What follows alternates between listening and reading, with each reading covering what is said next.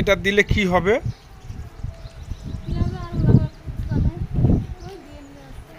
সরিষার তেলগুলো এইভাবে মাথায় দিচ্ছেন, এখানে ঢেলে আবার ঢেলে নিচ্ছেন, এই তো? হ্যাঁ, এটাতে কি উপকার আছে?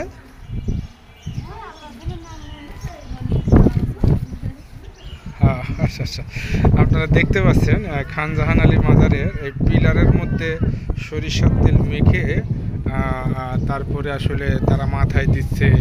এটা বিশ্বাস করে খান জাহান আলীর মাজারে, এই যে এখানে খান জাহান আলী মাজারের ভিতরে অনেকে ইয়ে করতে আসেন, এটা চাচ্ছেন, দেখতে পাচ্ছেন। আর পাশাপাশি এখানে অনেক মানুষ আসে খান জাহান আলী মাজারে।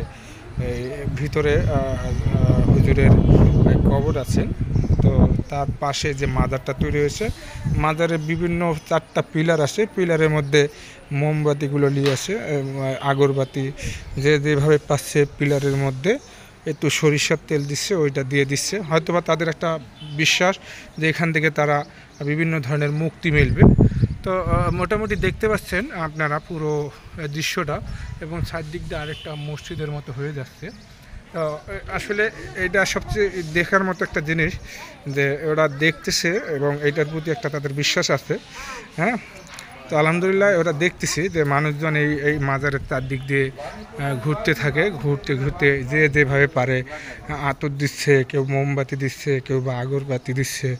হ্যাঁ, তো এখানে আসলে এই জিনিসটা একটু অবাক করা জিনিস লাগলো আমাকে। 4টা পিলার আছে, 4টা পিলারের ভিতরে এরকম দেখা যাচ্ছে যে, যদি আমি আপনাকে দেখাই যে এইরকম একদম পিলারের ভিতরে সরিষার তেল দিতে দিতে এটা জায়গাটা একটা তৈলাক্ত করে ফেলছে। হ্যাঁ, তো এই সরিষার তেল আবার এখানে ঢালতেছে, এই তেলটা পড়ার আগে আবার এখান থেকে তুলে নেওয়া হচ্ছে।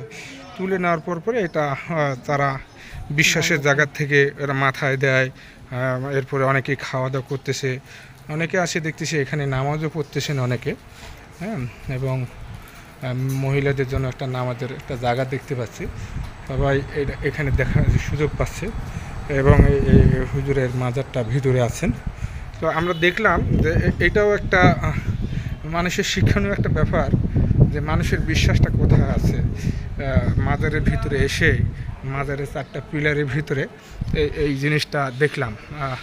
তো সবাই একটু সতর্ক হব যে আসলে বিশ্বাসটা আসলে কখনো মাজার থেকে হয় না, মন থেকে সৃষ্টিকর্তাকে চাইলে যে কোনো জিনিস আমাদের সফলকাম হবে। তো এই মাজারের যে একটা মানুষের ভ্রান্ত ধারণা, এটা আমরা এখানে আসলেই বুঝতে পারলাম।